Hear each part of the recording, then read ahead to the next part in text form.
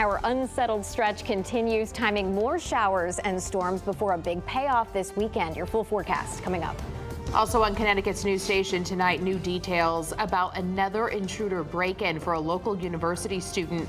They discovered the person inside their apartment. We'll have the latest on the search for who's behind it. Plus, tackling violent crime in Hartford as the capital city deals with a recent surge in deadly violence. We'll show you a new effort to create change. Now at 10, this is Fox 61, Connecticut's news station. And we start tonight on the Weather Watch. We finally saw some sun peek out this afternoon. It was great to see. We're tracking more showers. Good evening. I'm Sarah Sanchez. And I'm Brent Harden. Thanks for joining us. Tomorrow is expected to be mostly cloudy, but the storms return on Friday. Let's check in with Chief Meteorologist Rachel Frank for a first look at the forecast. We got to get through Thursday first, right, Rachel? Yeah, and I think tomorrow is going to be a copy and paste version of today. We'll start the day off with clouds, fog, mist, maybe some late day bonus sunshine, but it is wetter on Friday. Right now, there is just a hit or miss shower out there. The clouds are moving back in again after, again, seeing that bonus late day sun. It was so good when it finally came out. Temperatures tonight falling back into the 60s, the humidity sticking around. And once again, we wake up tomorrow with overcast skies, fog, mist, drizzle, and the clouds really sticking around as we head through the afternoon. If you see a little sun, consider it a bonus because I think those clouds will be rather stubborn. Highs will be in the upper 70s to right around 80 degrees. And as we head into the latter evening, I should say, and into Friday morning, we'll see a rising chance for scattered showers and storms. And the Storm Prediction Center does have us in a low risk of seeing severe weather in central and eastern Connecticut as we head into your Friday. We're going to talk more about that, your full forecast coming up in just a few minutes, guys. All right, Rachel, thank you. We have new details tonight at 10. Police investigating after yet another incident of a home invasion when a Yale student woke up to find someone in their apartment. It's the third one in just the past few months, and this has some students and people who live in that area on edge. Fox 61's Jake Garcia is live in New Haven now with the very latest on this. Jake.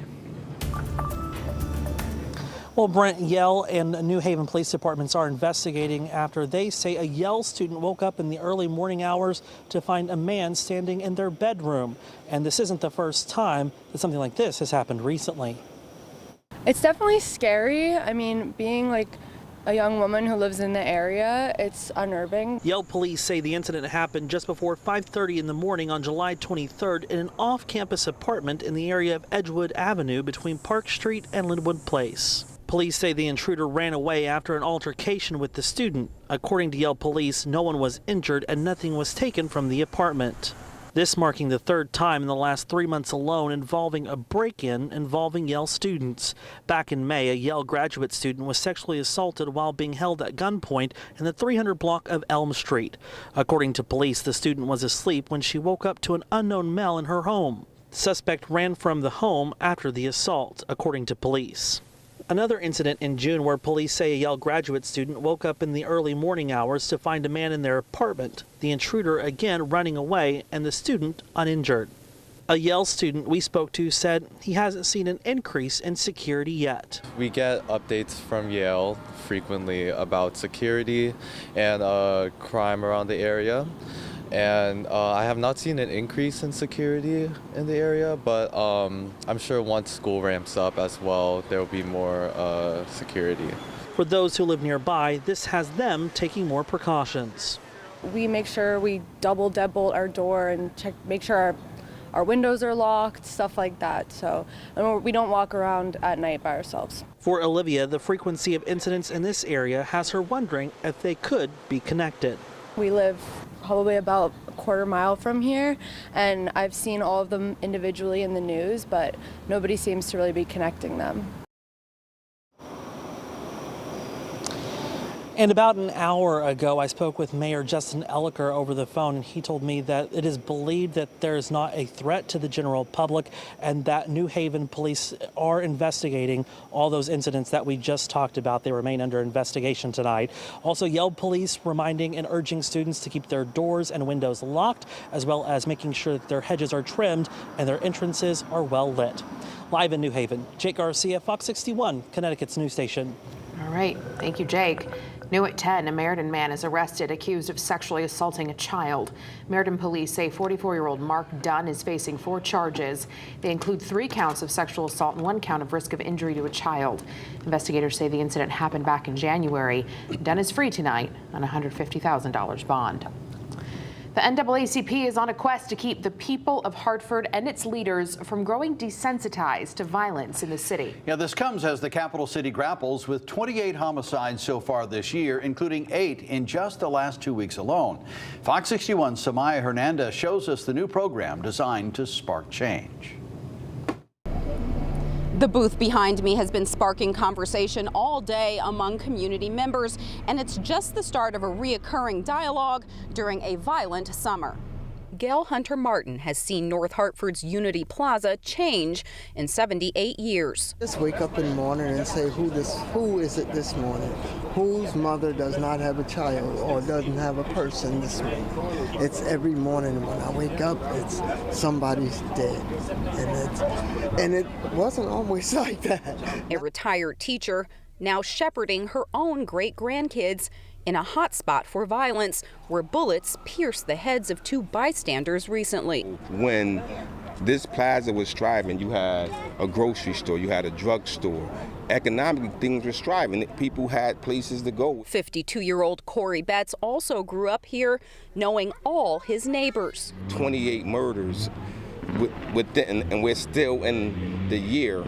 That's not normal. A once thriving plaza turned food desert, now sparking timely conversation. Because every time I turn around, somebody gets shot, somebody always fighting. Back in the day, when the governor had the state police out here, along with the Hartford police, I don't know, maybe they need to go back to doing that. Wake Up Wednesdays is a new initiative by the Greater Hartford branch of the Connecticut NAACP to connect neighbors with each other and resources like job training and food pantries. You know, in crisis is that fight, flight, or freeze, so we don't know where to start. So I said we have to start somewhere. We'll be here from 10 a.m. to 10 p.m. every Wednesday. The region's top prosecutor stopping by, calling for the community's help. We're not going to arrest and prosecute our way out of it. It is a piece, it's a tool. The century-old civil rights organization not limiting its efforts to Hartford's most impoverished zip codes. We're going to be talking to the presidents of Aetna, the presidents of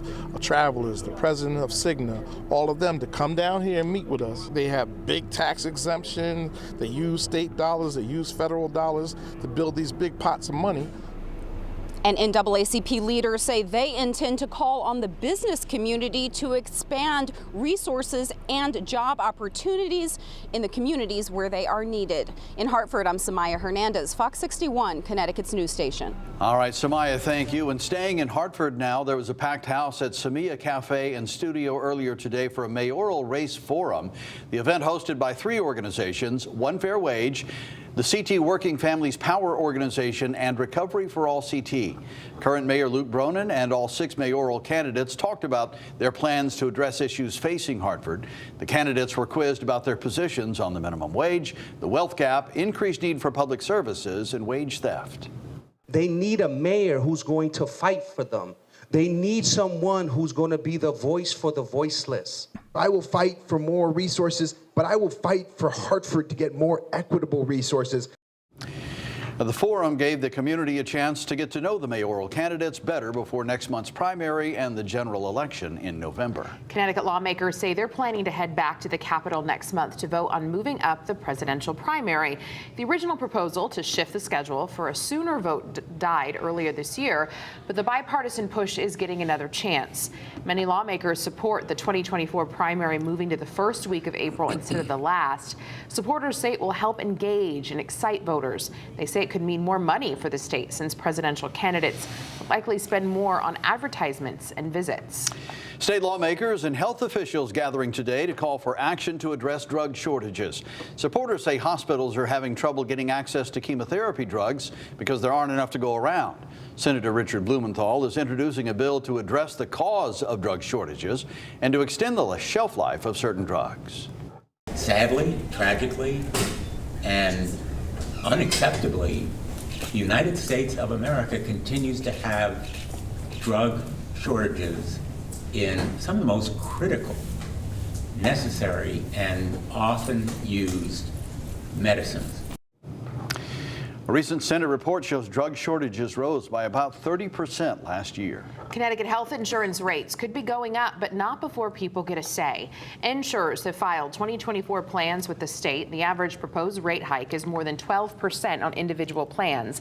And for small groups, they're asking for an average of a nearly 15% raise. The insurance department will review and eventually decide what will be allowed, but before then, they're accepting written comments from anyone and everyone. There will also be a public meeting where you can share your thoughts, and that's on Monday.